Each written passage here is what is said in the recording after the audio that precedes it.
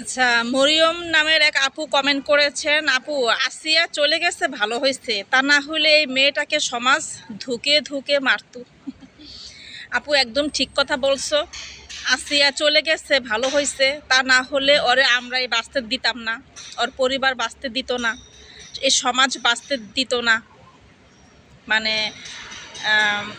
একটা মেয়ের লাইফে কিছু একটা অকারেন্স ঘটে গেলে সেটা ইচ্ছাকৃত হোক আর অনিচ্ছাকৃত হোক, এ সমাজ এটা মেনে নেয় না।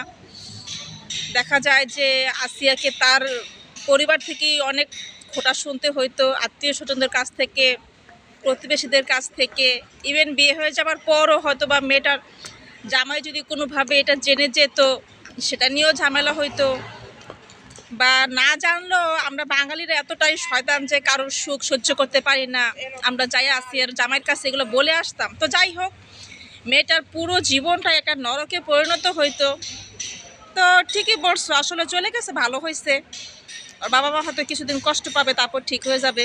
মেয়েটা বেঁচে থাকলে ওরা আমরাই ধুকে ধুকে মারতাম, ওর পরিবার, ওর আত্মীয় স্বজন, ওর পাড়া প্রতিবেশী, বন্ধু বান্ধব, মানে এরাই হচ্ছে যে ওরা নির্মমভাবে ধুকে ধুকে মারতো কথার আঘাতে।